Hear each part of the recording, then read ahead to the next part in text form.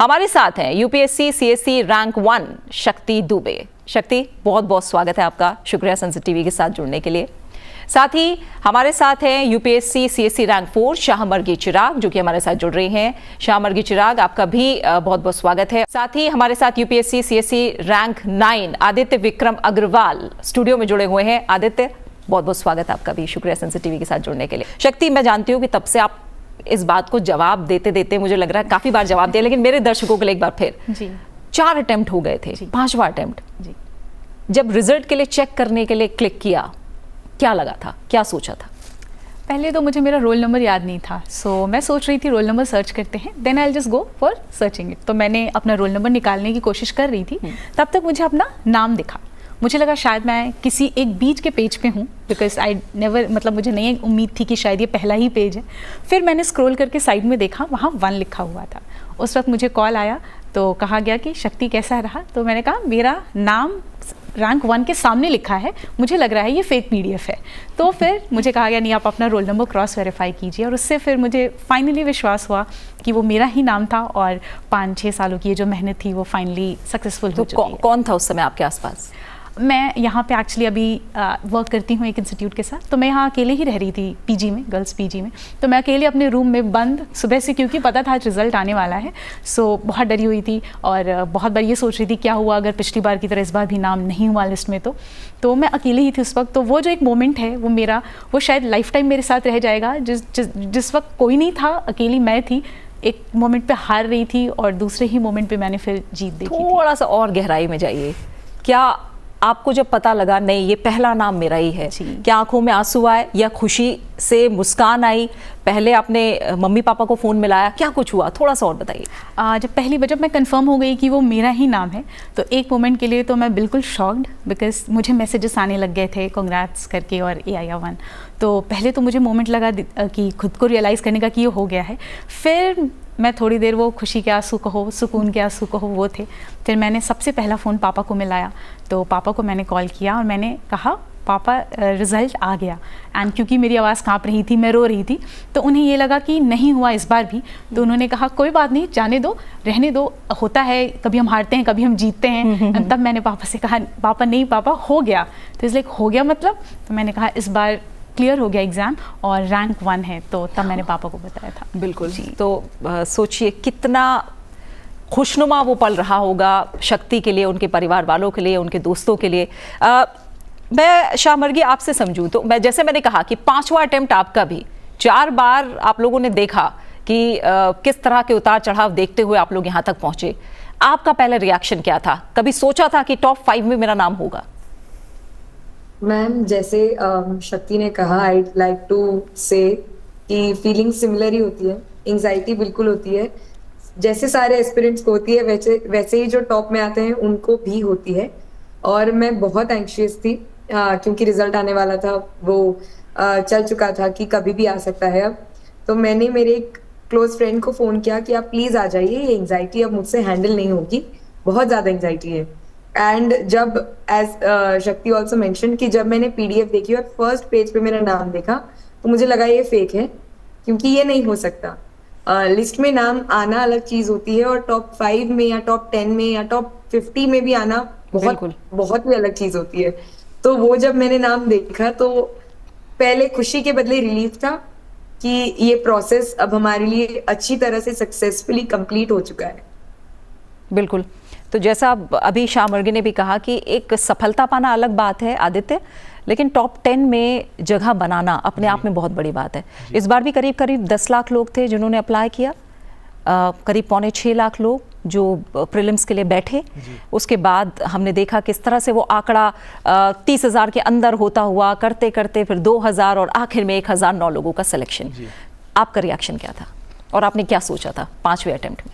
हाँ, मैंने actually 3rd और 4th अटेम्प्ट में भी इंटरव्यू दिया था, तो तब मेरा नहीं हुआ था। 4th अटेम्प्ट में तो मैंने काफ़ी मेहनत की थी, तो जब रिज़ल्ट अच्छा नहीं आया था 4th अटेम्प्ट में, तो मैं काफ़ी रोया था। और उसके बाद मैंने उम्मीद छोड़ दी थी और मैंने भगवान से कहा था कि अब जो होगा ठीक है, 5वें अटेम्प्ट में अच्छा हुआ तो अच्छी बात है, नहीं हुआ तो भी अच्छी बात है। लेकिन जिस दिन रिज़ल्ट आने वाला था उस दिन एंग्जाइटी तो हो ही जाती है। मैंने अपने 2 दोस्तों को बुलाया हुआ था, परिवार के साथ सब बैठे थे।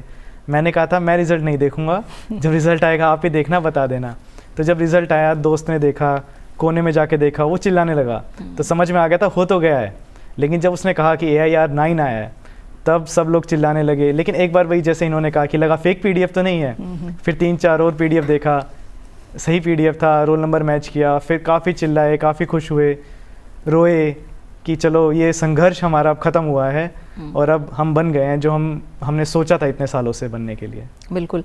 और आपके बारे में अगर मैं कहूँ 5वां अटेम्प्ट था, आपने कहीं ना कहीं सोच लिया था कि ये आखिरी बार है मैं ट्राई कर रहा हूँ, ऐसा कुछ मन में आया था क्या? नहीं, ये मैंने कभी नहीं सोचा था। मैंने सोचा था कि मैं 6 अटेम्प्ट अपने पूरे करूँगा, क्योंकि परिवार वालों ने हमेशा साथ दिया है। उन्होंने कहा है कि कभी पीछे मुड़ना ही नहीं है, कभी रुकना ही नहीं है, चलते रहो, आगे बढ़ते रहो, 6 अटेम्प्ट पूरे करो, भगवान ने जो दिया है देंगे, आगे चलते रहेंगे। देश सेवा करनी है, वो एक नहीं तो दूसरे तरीके से करेंगे ही करेंगे।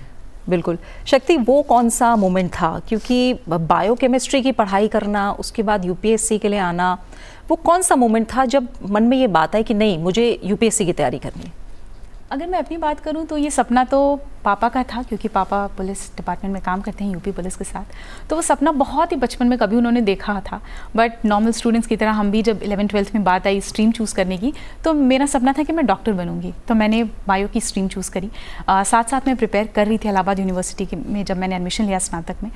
तो उस वक्त तक यही था कि शायद या तो रिसर्च में जाना है या तो मेडिकल फील्ड में जाना है, एंड उसी की तरह मैंने मेहनत की। गोल्ड मेडल भी मैंने हासिल किया इलाहाबाद यूनिवर्सिटी से।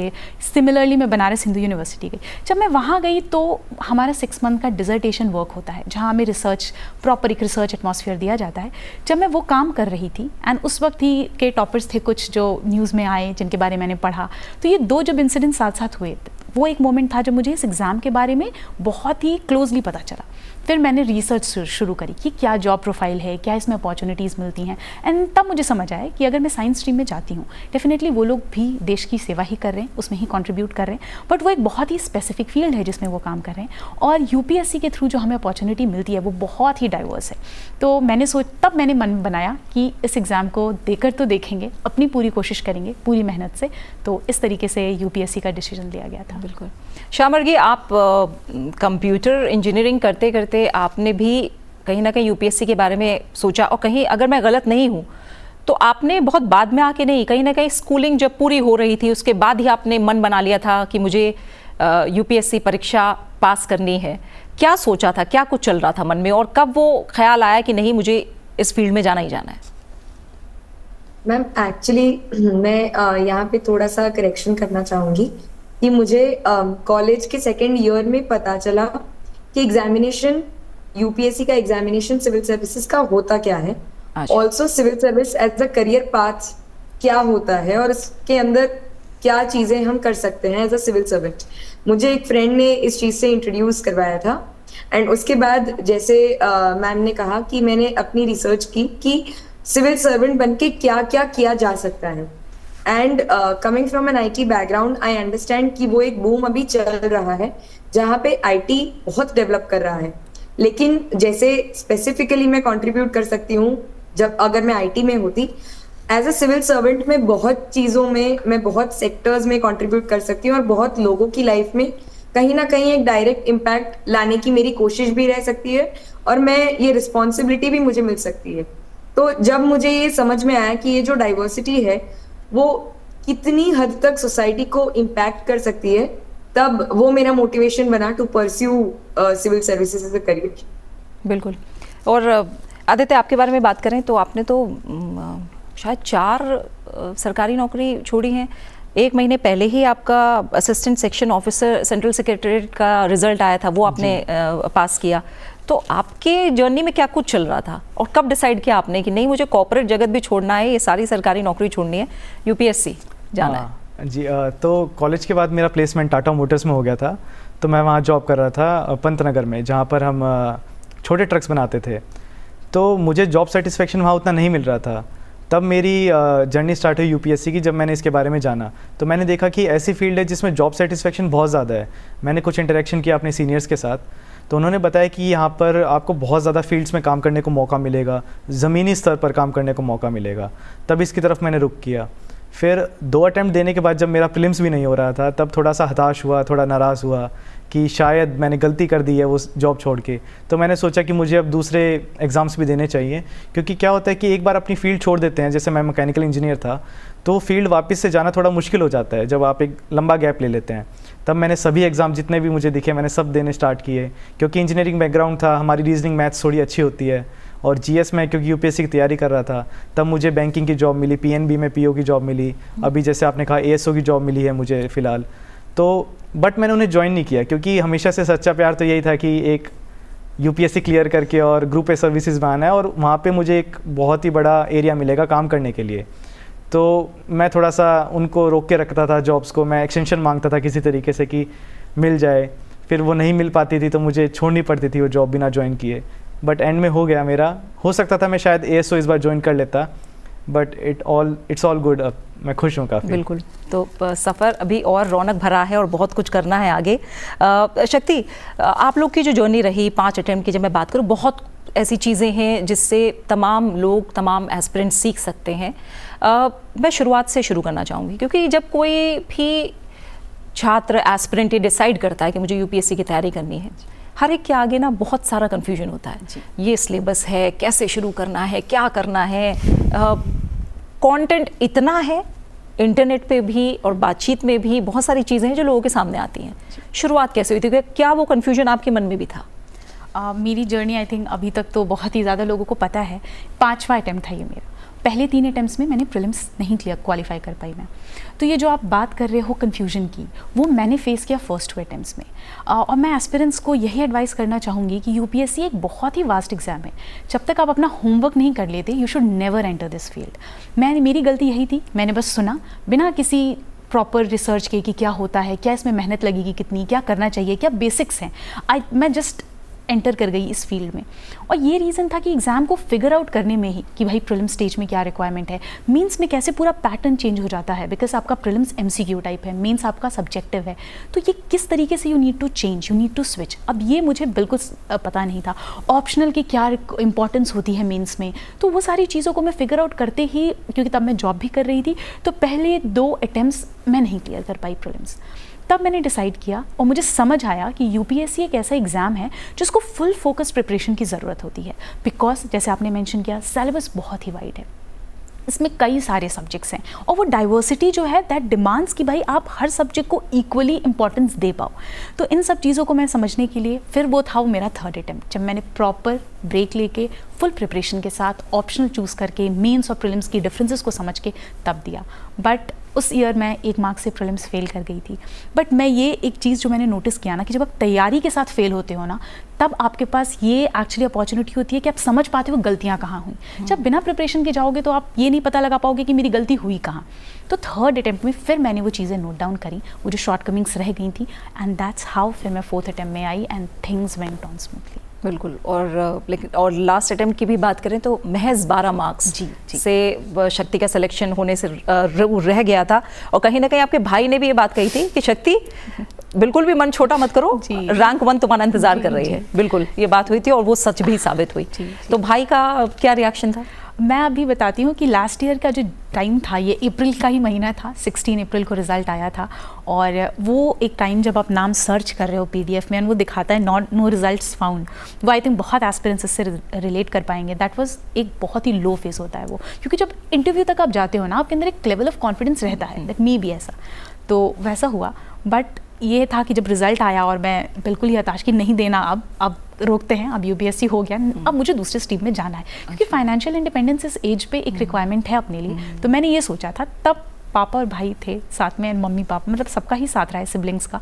तो भाई ने कहा था कि यू हैव वर्क 4 साल, आपने बड़ी मेहनत करी है, आपने दिया, इस बार सिर्फ 12 नंबर से रह गया है।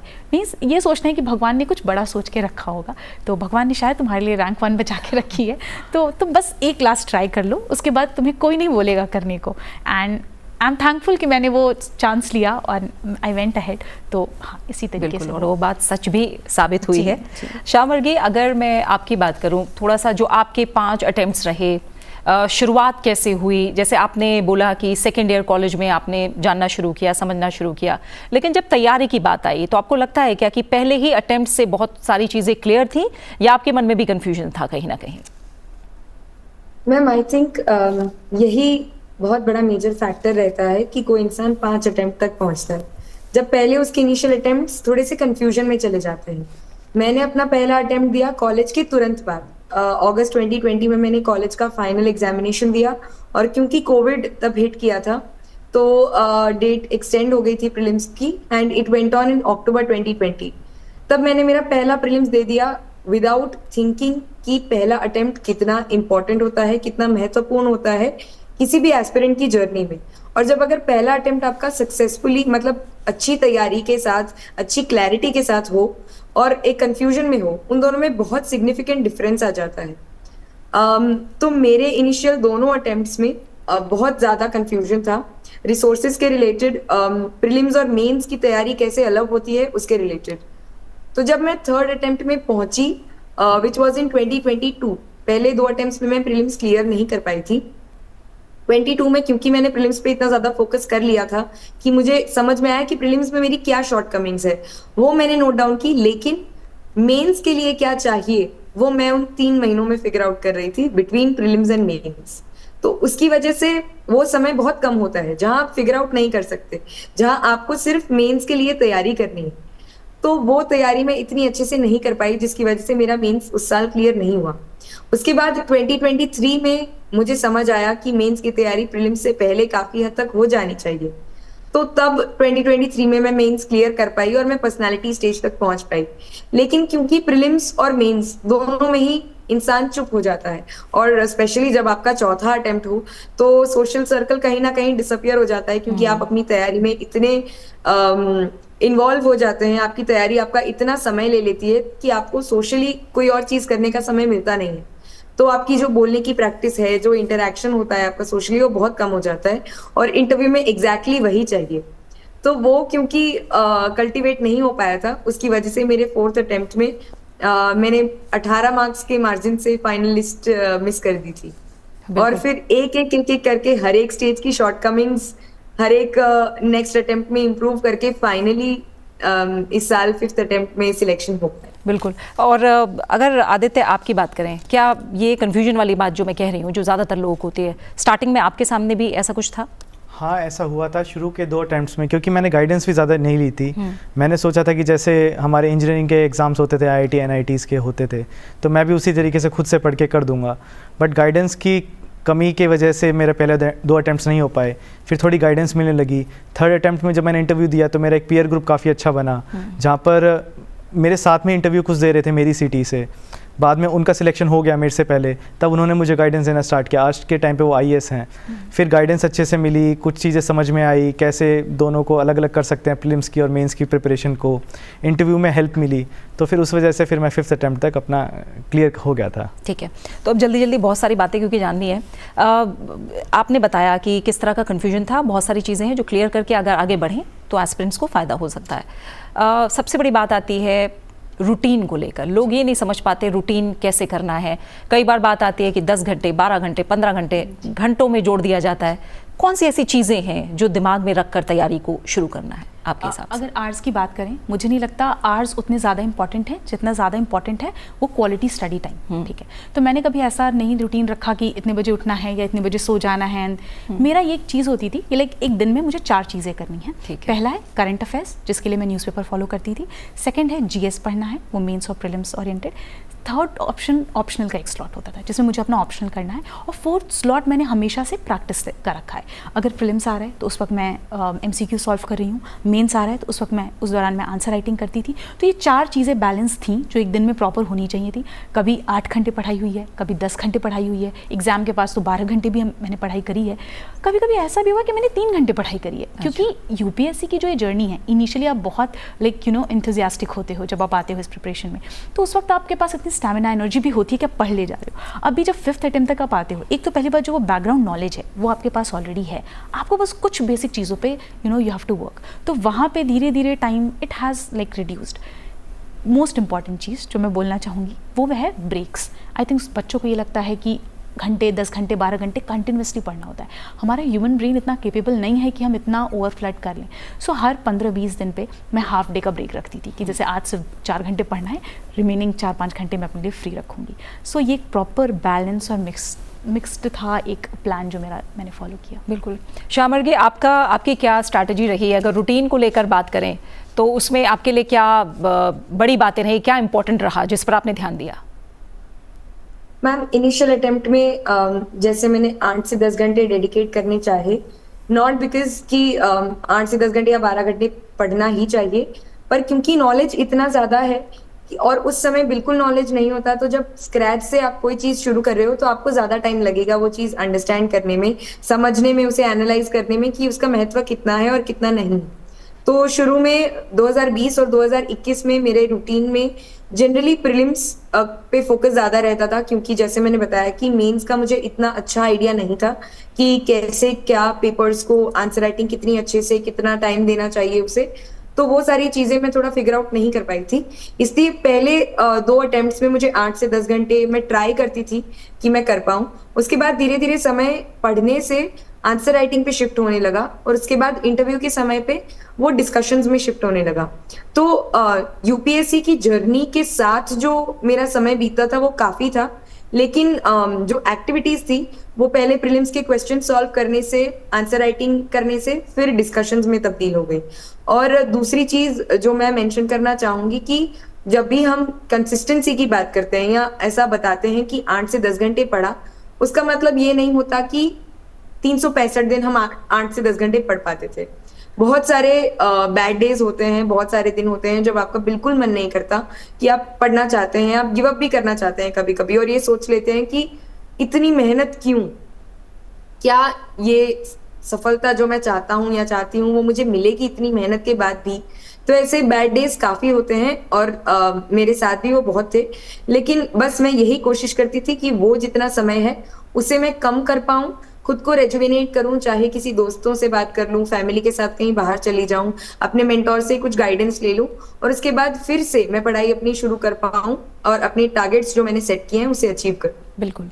और आदित्य, आपकी रूटीन की अगर बात करें, स्ट्रैटेजी की बात करें, कैसे आपने बांटा समय को?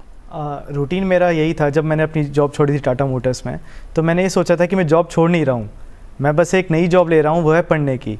तो मैं उसको उसी रूटीन की तरह रखता था कि मैं अपना 8 साढ़े 8 के आसपास लाइब्रेरी पहुँच जाना है और शाम तक जैसे हम जॉब करते हैं कि 9 to 5 वाली जॉब है, उसी तरीके से मैं भी शाम को 6-7 बजे तक लाइब्रेरी में बैठता था।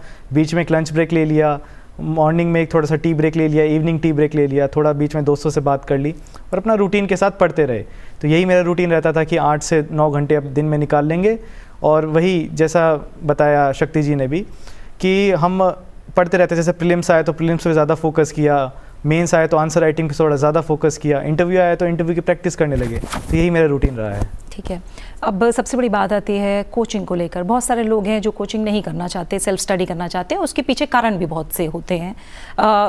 कोचिंग कितनी ज़रूरी है, या सेल्फ स्टडी, सेल्फ प्रिपरेशन से ही यूपीएससी का सपना साकार किया जा सकता है? ये बहुत सारे फैक्टर्स पे डिपेंड करता है। जैसे मेरा था कि मैं नॉन ह्यूमैनिटीज़ बैकग्राउंड से आती हूँ, ऐसे किसी इंसान के साथ मैं टच में भी नहीं थी जिसने कभी प्रिपरेशन करी हो या दिया हो, तो मेरे लिए टोटली न्यू फील्ड था। तो मुझे लगा कि मुझे गाइडेंस की ज़रूरत है और इसलिए मैंने फाउंडेशन कोर्स ज्वाइन करा था। बात अगर मैं कहूँ कि ज़रूरी है या नहीं, तो वही अब ये डिपेंड करता है। अगर आपका बैकग्राउंड है सब्जेक्ट में तो आई थिंक सेल्फ स्टडी से भी हो जाता है। अगर आपको कोई गाइडेंस देने वाला है, थोड़ी बहुत अगर कहीं आप फंस रहे हो, आपको कोई समझाने वाला है, तो आई थिंक इस केस में बिना कोचिंग के भी चीज़ें सॉल्व हो सकती हैं। स्पेसिफिकली कोविड के बाद अगर देखा जाए, बहुत से फ्री ऑनलाइन रिसोर्सेज अवेलेबल हैं यूट्यूब वगैरह पे, जहाँ पे बहुत सारे चैनल्स हैं जो फ्रीली पढ़ा रहे हैं। बट फिर अब वहाँ पे एक इशू आ जाता है क्रेडिबिलिटी का, बिकॉज चैनल्स कैसे हैं, क्या जो पढ़ा रहे हैं उनके पास वो रिक्वायर्ड नॉलेज है या नहीं है। तो बहुत सारे फैक्टर्स हैं। ये टाइल से अगर डिटर्मिनेशन है तो even self study would help you. But अगर आप थोड़े से भी कन्फ्यूज हो, तो मैं कहती हूँ कि अगर आप कन्फ्यूज हो, आपको गाइडेंस चाहिए, तो आप मेंटरशिप भी अवेल कर सकते हो। आप अगर चाहो तो किसी कोर्स में एनरोल कर सकते हो। आपने क्योंकि बोला ह्यूमैनिटीज़ आपने सेलेक्ट किया, और तीनों ने ही ह्यूमैनिटीज़ सेलेक्ट किया, जबकि तीनों ही कहीं ना कहीं साइंस बैकग्राउंड से जुड़े हुए हैं। इसको लेकर भी क्या कुछ मिथ्स हैं जो आप तोड़ना चाहोगे, या कुछ बातें हैं जो सच में सही हैं? क्या ह्यूमैनिटीज़ लेकर लोग ज़्यादा आसानी से सफलता प्राप्त कर सकते हैं, या फिर ज़्यादा मेहनत करनी पड़ती है? क्या ऐसी बातें हैं जो आप बताना चाहोगे इसे लेकर? मैं तो ये कहूँगी कि यूपीएससी एक ऐसा फील्ड है जो इतना बैलेंस्ड है। यहाँ पे आप कभी नहीं कह सकते हो किसी एक स्पेसिफिक स्ट्रीम का फोटे है। ह्यूमैनिटीज़ है, इक्वली बैलेंस्ड है आपका साइंस एंड टेक्नोलॉजी। सीसैट में इक्वली आपका रीजनिंग, क्वांट, एप्टीट्यूड भी चेक हो रहा है। तो आई थिंक ये बहुत ही बैलेंस्ड तरीके से एग्जाम को रखा गया है। मैंने जो साइंस से ह्यूमैनिटीज़ का स्विच था वो इसीलिए इनिशियली मुझे थोड़ा कंफ्यूजिंग लगा, बट अगर बात करें लाइक ऑप्शनल में भी मैंने ह्यूमैनिटीज़ सब्जेक्ट ही लिया। इसके भी कुछ अपने कारण थे। फर्स्ट, आई थिंक ऑप्शनल एक ऐसा सब्जेक्ट है जिसके साथ आप मैक्सिमम टाइम अपना प्रिपरेशन का स्पेंड करते हो, तो ज़रूरी है कि वो सब्जेक्ट आपको इंटरेस्टिंग लगे क्योंकि आपको बहुत ज़्यादा टाइम देना है। तो मैंने इनिशियली तो सोचा था कि कोई बायो स्ट्रीम से रिलेटेड हो तो ऐसा कोई ऑप्शन मैं लूँगी, बट उसमें मुझे इंटरेस्ट नहीं आया। मे बी ये था कि मैंने पिछले 5-10 सालों में इतना साइंस पढ़ लिया था। गोल्ड मेडलिस्ट होने के बाद आपने उसको चेंज करा ऑप्शनल सब्जेक्ट को? जी, बिकॉज एक्चुअली जो प्रॉपर लाइफ साइंस का सब्जेक्ट है बायोकेमिस्ट्री वो यहाँ नहीं था ऑप्शनल के लिए। एंथ्रोपोलॉजी था जिसके कुछ यूनिट्स थे, बट बाकी इनिशियली जब मैंने देखा तो उतना मुझे इंटरेस्टिंग नहीं लगा। But political science and international relation मैं आज भी कहती हूँ कि ये एक ऐसा सब्जेक्ट है जिसने मुझे लास्ट अटैम्प्ट में आई थिंक लिस्ट के बाहर रखा, और ये इस अटैम्प्ट में आई थिंक वही सब्जेक्ट है जो मुझे आगे लेकर गया। बिकॉज द थिंग इज़ कि मैंने इतना इंटरेस्टिंग था कि मैं इफ़ आज क्या पूरा दिन PSIR पढ़ो, मैं पूरे दिन पढ़ सकती हूँ। तो इंटरेस्ट एक फैक्टर होता है that you have to take into account. तो वो एक ज़रूरी चीज़ थी जिसकी वजह से मैंने ह्यूमैनिटीज़ का ऑप्शनल ऑप्ट किया था। ठीक है श्यामर्गी, आपके अगर ऑप्शनल सब्जेक्ट की बात करें, सब्जेक्ट को लेकर डिसीजन लेना कितना आसान या मुश्किल रहा आपके लिए? मैम थोड़ा सा मैं कहूँगी मेरे लिए आसान था, क्योंकि जो मेरी फील्ड थी कंप्यूटर इंजीनियरिंग, तो वो लिस्ट ऑफ ऑप्शनल सब्जेक्ट्स में अवेलेबल नहीं था। सेकेंडली तो टेक्निकल सब्जेक्ट्स तो वहीं पे मेरे लिए ऑप्शन नहीं था कि मैं ले सकती हूँ। दूसरी चीज़, ह्यूमैनिटीज़ में सोशियोलॉजी ने मुझे बहुत इंटरेस्ट किया, क्योंकि उसके जो मैंने कॉन्सेप्ट्स जब थोड़े थोड़े NCERT से पढ़े तो मुझे लगा इसे जब मैं डेप्थ में पढ़ूंगी तो मैं मेरी आसपास की सोशल रियलिटी में भी इसे ऑब्जर्व कर पाऊंगी, और ये जो इंटर रिलेशन है वो ईजियर बनाता है आपकी स्टडी को। दूसरी चीज़, जैसा शक्ति जी ने कहा कि आप ऑप्शनल के साथ बहुत समय बिताते हैं, और जब मैंने सोशियोलॉजी की थोड़ी सी NCERT और थोड़ी सी बुक्स पढ़नी शुरू की तब मुझे समझ आया कि ये सब्जेक्ट बहुत एंगेजिंग है और इसे रियलिटी से इंटररिलेट करना बहुत आसान होता है एक बार आप कॉन्सेप्ट को समझ लें। और तीसरी चीज़ कि रिसोर्सेज इसके बहुत अच्छे अवेलेबल हैं। तो जब भी तैयारी करने की बात आती है ऑप्शनल की, तो उसके अच्छे रिसोर्सेज होना वो एक एज देता है आपको आपकी प्रिपरेशन में। एंड फाइनली अपने आप को मुझे लगा कि मैं अच्छे से एक्सप्रेस कर पाऊंगी अगर मैं ये सोशियोलॉजी सोशियोलॉजी को ऑप्ट करती हूँ। And technical complimented with social aptitude I think will make a great combo, so that is why मैंने सोशियोलॉजी चूज की। ठीक है, और एंथ्रोपोलॉजी चूज करने के पीछे क्या वजह रही आदित्य? मेरा पहले नहीं था कि मैं एंथ्रोपोलॉजी लूँ। मैंने पहले अपना जो ग्रेजुएशन सब्जेक्ट है मैकेनिकल इंजीनियर की तरफ देखा, बट 1 महीने पढ़ने के बाद मुझे पता चला कि जो 4 साल में मैंने पढ़ा है पिछले कॉलेज में मुझे उतना अच्छे से नहीं आता और मैं वो नहीं कर पाऊँगा। फिर मैंने मैथमेटिक्स की तरफ रुख किया, क्योंकि 11th-12th में काफ़ी अच्छा मैथमेटिक्स हमने पढ़ा था, बट 1 महीने बाद वो भी पता चला कि मैथमेटिक्स भी नहीं हो पाएगा, क्योंकि वो काफ़ी ग्रेजुएशन लेवल का मैथमेटिक्स पूछ रहे हैं। एंथ्रोपोलॉजी फिर मैंने जब देखा तो सिलेबस इंटरेस्टिंग लगा, और एंथ्रोपोलॉजी में कहते हैं कि ये सब्जेक्ट वो है जो most science of humanity subject है। तो मुझे लगा कि कहीं ना कहीं ये थोड़ा सा साइंस की तरफ भी ओरिएंटेड है और कहीं ना कहीं ह्यूमैनिटीज़ की तरफ भी ओरिएंटेड है। तो नेचुरली क्योंकि साइंस बैकग्राउंड है मेरा, तो थोड़ा सा इस तरफ मेरा रुख बना। और जब पढ़ने लगा तो जब पता चला कि मानव ज्ञान के बारे में है, मानव से जुड़ा हर पहलू इसमें इंक्लूड है, चाहे वो उसका बायोलॉजी हो, चाहे वो उसका सोसाइटी हो, चाहे हमारे ट्राइबल्स हों, या फिर चाहे हमारा इवोल्यूशन हो कि कैसे मानव इवॉल्व हुआ है पुराने से लेके आज तक। तो काफ़ी इंटरेस्टिंग लगा, और फिर जब पढ़ने लगा तो अच्छा लगा, और फिर आज यहाँ पर हूँ मैं। यानी कहीं ना कहीं इंटरेस्ट जो है बड़ा फैक्टर तीनों ही केसेस में जो हम सुन पा रहे हैं रहा है। शक्ति, इसके बाद अगर मैं बात करूं, जैसे आपने कोचिंग को लेकर बात की थी कि ठीक है जिन्हें लगता है ज़रूरत है उनको ज़रूर करनी चाहिए। एक मौका ऐसा आया था जो मैं देख पा रही हूँ, आपका मॉक इंटरव्यू था, और जो पैनलिस्ट थे उन्होंने ये कहा था कि ऐसा कैंडिडेट हमने अब तक नहीं देखा, और आपकी आंखों में आंसू भी आए थे उस समय। वो थोड़ा सा एक्सपीरियंस आप बताएंगे, और क्या उसके बाद आपका कॉन्फिडेंस बढ़ा था या क्या चल रहा था मन में? जी हाँ, वो एक टाइम था जब लास्ट ईयर का फेलियर रहा है मेरे साथ। मैंने देखे हैं बहुत सारे फेलियर्स। तो जब आप ऐसे इस प्रिपरेशन में क्या होता है ना कि आप प्रॉपरली अलोन हो जाते हो, like you are in a close circle. आपके पास बहुत लिमिटेड लोग हैं जिनसे आप इंटरैक्ट कर रहे हो, एंड दैट इज़ वाई क्या हुआ कि जब मैं वहाँ पहुँची और वहाँ मुझे जब पहली बार अप्रिसिएशन मिला ना, like we have not seen a candidate like you, तो वो एक ऐसा है ना, वो एक होप उसको कह सकते हैं, वो एक उम्मीद कि शायद ओके मुझसे हो सकता है ये, क्योंकि तब तक तो ये सपना था, आज ये रियलिटी है जिसे मैं जी रही हूँ। बट अब भी मैं पीछे मुड़ के देखती हूँ तो मुझे लगता है हाँ, अभी जस्ट 20 सेकंड के पहले तक ये मेरे लिए सपना ही था। जब उन्होंने मुझसे ऐसा कहा तो वो इमोशंस जो थे इतने साल के कि okay I wanted to hear this, कि कोई तो मुझे ये बोले, पेरेंट्स के अलावा कोई बाहर से वैलिडेशन मिला नहीं, तो एक वो था। बाहर निकली तो जी हाँ, उसने कॉन्फिडेंस तो प्रॉपर बूस्ट किया था कि चलो ठीक है, मीन्स मैं प्रेजेंटेबल हूँ, नॉलेज प्रॉपर है, बैलेंस्ड आंसर्स हैं, तो जो इंटरव्यू में रिक्वायरमेंट है वो शायद मैं मीट कर पाऊँ। तो वो एक थोड़ा सा game changing plus emotional moment रहा था इन माई जर्नी। बिल्कुल। और शक्ति, इसके बाद मैं चाहूँगी अगर आप थोड़े से और टिप्स दे पाएँ, जो भी ये 5 अटेम्प्ट की जर्नी रही है, क्या करना है, क्या नहीं करना है? अगर आई थिंक इस एग्ज़ाम में क्या करना है ये सब बता रहे हैं, क्या नहीं करना है कुछ चीज़ें हैं जो बहुत इंपॉर्टेंट है। पहली चीज़ जो मुझसे गलती हुई कि सिलेबस को बिना समझे properly I stepped into the preparation, तो ये गलती तो नहीं करनी है। पहले सिलेबस उठाएं, मेंस का बहुत ही डिटेल सिलेबस यूपीएससी ने दिया है, हमें ये देखना चाहिए। उससे ये पता चलता है क्या पढ़ना है। अब आता है सवाल कितना पढ़ना है। जैसे अगर मैं एग्जांपल दूं, पॉलिटी में फंडामेंटल राइट्स एक टॉपिक है, फंडामेंटल राइट्स पे एक बुक भी हो सकती है, आप एक आर्टिकल पे एक बुक लिख सकते हैं। तो हमें कितना रिक्वायरमेंट है उसके लिए प्रीवियस ईयर क्वेश्चंस देखो। तो सिलेबस बताता है क्या पढ़ना है, प्रीवियस ईयर क्वेश्चन बताते हैं कितना पढ़ना है, कितना रिक्वायरमेंट है। ये 2 चीज़ों के बाद तीसरी चीज़ आती है बेसिक्स, एंड बेसिक्स के लिए आई थिंक एनसीईआरटी से बेहतर कुछ नहीं है। अब मैं ये बिल्कुल नहीं कहती कि 6 से 12 की सारी एनसीईआरटी पढ़नी है, कुछ स्पेसिफिक कुछ बेसिक्स हैं जिनको आपको रेफर करना है, बहुत ही limited number of standard books. क्योंकि आई थिंक एक मुझसे जो गलती हुई कि वो मैं बहुत सोर्सेज को रेफर करती थी। अब जिस सब्जेक्ट से डर लग रहा है, जैसे हिस्ट्री वीक है तो हिस्ट्री के लिए मैंने कम से कम 10 किताबें पढ़ ली हैं। आप उसको कंसोलिडेट नहीं कर पाओगे, आप उसको रिवाइज नहीं कर पाओगे, तो अल्टीमेटली उस नॉलेज का कोई यूज़ नहीं है। तो ये भी मैं कहूँगी कि बहुत ही मिनिमम बुक लिस्ट रखो।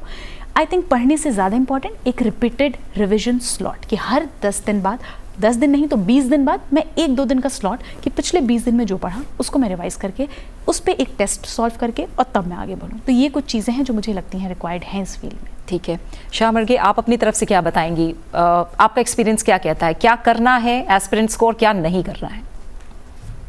मैम, क्या करना है के लिए मैं बस एक चीज कहना चाहूंगी कि जब आप हार्ड वर्क कर रहे हैं तब आपको अपनी वैल्यू रिजल्ट्स के साथ नहीं जोड़नी। अगर रिजल्ट अच्छा नहीं आ रहा है या आपने जो सोचा था वो नहीं आ रहा है, उसका मतलब ये नहीं है कि आपकी जो एफर्ट्स हैं या आपके जो हार्डवर्क है वो वेस्ट हुआ है।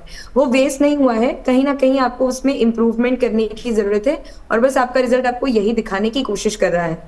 तो जब भी रिजल्ट आपका अच्छा ना आए तो आपके पोटेंशियल पे शक ना करें। जो डोंट्स है वो मैं बताना चाहूंगी कि स्टैटिक को इग्नोर ना करें, क्योंकि करंट अफेयर्स बहुत ज्यादा है और बहुत विविधता है उसके रिसोर्सेज की। तो जब भी एस्पिरेंट्स होते हैं वो देखते हैं कि बहुत सारी जगहों से बहुत सारा मटेरियल है, उनको लगता है कि हमारा ये रह गया वो रह गया, और उस फोमो में वो बहुत सारे रिसोर्सेज देख लेते हैं, पढ़ लेते हैं, पर एक एक बार एक एक रिसोर्स को करना एग्जाम में मदद नहीं करता। तो मुझे लगता है कि 1 या 2 रिसोर्सेज जो भी आप डिसाइड करें उस पर अडिग रहें और उस पर भरोसा रखें। तीसरी चीज, बहुत सारे एस्पिरेंट्स अपनी खुद की नोट्स बनाते हैं। तो जब आप अपनी खुद की नोट्स बनाते हैं, आपने कुछ सोच के, आपने अपना मन लगा के, चिंतन करके ये नोट्स बनाई है कि आपके लिए क्या जरूरी है। तो अपनी नोट्स पे भरोसा रखें कि आपने अच्छी ही नोट्स बनाई है। लास्ट मोमेंट पे किसी और की नोट्स, किसी और का मटेरियल रेफर करने की कोशिश ना करें। और फाइनली मैं कहना चाहूंगी कि जब भी जिस भी एग्जाम में आप जाएं, चाहे वो प्रीलिम्स, मेंस या इंटरव्यू, कोई भी स्टेज हो, अपना कॉन्फिडेंस और अपना काम डिमीनर लेके जाएं, क्योंकि वो एक गेम चेंजर बन सकता है, स्पेशली उन लोगों के लिए जो अपने 3rd, 4th, 5th अटेम्प्ट में है। मैं समझ सकती हूँ कि प्रेशर बिल्ड हो जाता है, लेकिन उन चंद घंटों में आप इस प्रेशर को हैंडल करें और इसे एग्जामिनेशन हॉल के बाहर छोड़ के आने की कोशिश कीजिए। ठीक है। और आदित्य, आप क्या बताएंगे, डूज एंड डोंट्स? मैं तो ये कहूँगा कि शक्ति जी ने और शाह मार्गी जी ने काफ़ी कुछ बता दिया है, बट 1 या 2 डूज जो मैं बताना चाहूँगा, मेडिटेशन का साथ कभी मत छोड़िए। जैसे शाह मार्गी जी ने भी बताया कि काम डिमीनर चाहिए। जब आप अटेम्प्ट कर रहे हैं तो एक मन शांत चाहिए, तभी हो पाएगा। तो मेडिटेशन अगर आप करते रहेंगे लंबे टाइम तक, 15 मिनट डेली दीजिए, करते रहिए, 1-2 साल में आपका मन शांत हो जाएगा। और मैं कहूँगा कि जब आपको वो कॉन्फिडेंस अपने आप ही आने लगेगा कि आप इस एग्ज़ाम को कर पाएंगे। ठीक है, तो मेडिटेशन की बात की, कहीं ना कहीं मेंटल हेल्थ की भी बात होगी। बहुत सारे ऐसे पल आए होंगे ज़ाहिर तौर पर जब लगा होगा नहीं हो सकता या छोड़ देना चाहिए, ऐसे में कैसे वापसी की जाए? फैमिली का, दोस्तों का, ग्रुप का कितना बड़ा रोल है? और जो कहा जाता है ना कि बिल्कुल अपने आप को अकेला कर लेना है, ये कितना बड़ा मिथ है? मेंटल हेल्थ एक बहुत इंपॉर्टेंट रोल प्ले करेगा आपकी पूरी जर्नी में, बिकॉज अगर आप मेंटली काम नहीं हैं, ठीक है, आप एंग्शियस हैं, डिप्रेस्ड हैं, तो आपकी एफिशिएंसी और प्रोडक्टिविटी भी उतनी ज़्यादा होती नहीं है। बहुत ही लो फेजेस हमने देखे हैं कि लंबी जर्नी है, बट इस पूरे लाइक की जो जर्नी थी ना, इसमें आई थिंक खुद से लेकिन ट्रू रहना बहुत ज़रूरी है। ये मम्मी ने मुझे बहुत बचपन में कहा था, मुझे अभी याद आता है कि दुनिया से झूठ बोलना, खुद से नहीं। तो जब मैं फेल हुई फर्स्ट 2 अटेम्प्ट्स में, तो मैं बहुत परेशान कि नहीं हो रहा है, एंड देन तभी मम्मी ने कहा कि खुद से पूछो क्या उतनी मेहनत करी थी जो रिक्वायर्ड थी। तो वो आई थिंक एक खुद से सच बोलना है ना, तो वो आप जब आप खुद से इंटरैक्ट करते हो तो आपको लगता है, आपको पता है आप कर सकते हो या नहीं, आपको पता है आपके अंदर कमियाँ क्या हैं, गलतियाँ क्या हैं। तो एक इंट्रोस्पेक्शन वाली जो बात है वो मुझे लगती है थोड़ी है। दूसरा तो मैं पेरेंट्स का और फैमिली का सपोर्ट के बारे में आई कैन नॉट से मोर। पापा, मम्मी, भाई बहन, they have been there like my strongest pillar. मैं ड्यूरिंग दिस प्रिपरेशन हम काफ़ी क्लोज मैं हो गई थी, जैसे अभी आपने कहा, that's a myth I will say, क्योंकि तब आप क्या करते हो ना, आप एक प्रेशर ले लेते हो अपने आप पे, एंड देन उन्हीं लोगों के पास वापस जाना बहुत ऑकवर्ड हो जाता है कुछ सालों के बाद। आपको फ्रेंड्स का, फैमिली का सपोर्ट बहुत रिक्वायर्ड है। मेरे लिए फैमिली थी, बहुत ही कम फ्रेंड्स हैं, बट जो थे उन्होंने प्रॉपर और पूरा साथ दिया इस जर्नी में। यूपीएससी में थे वो भी, तो इसलिए कभी ये नहीं हुआ कि वो समझ नहीं रहे हैं कि मेरी क्या प्रॉब्लम्स हैं या मेरी क्या रिक्वायरमेंट्स हैं। तो ये चीज़ें रही हैं। तो दीज 3 थिंग्स अगर मैं सम अप करूँ, खुद से लाइक ट्रू रहना और इंट्रोस्पेक्ट करना, पेरेंट्स का सपोर्ट रहना, फैमिली का, फ्रेंड्स का, आई थिंक इससे। बिल्कुल। शामर्गी, आखिर में आपका कोई और मैसेज जाते जाते? मैम, इसमें मैं बस एक चीज ऐड करना चाहूंगी कि एक मेंटोर ने मेरी जर्नी में एटलीस्ट बहुत बड़ा रोल प्ले किया था।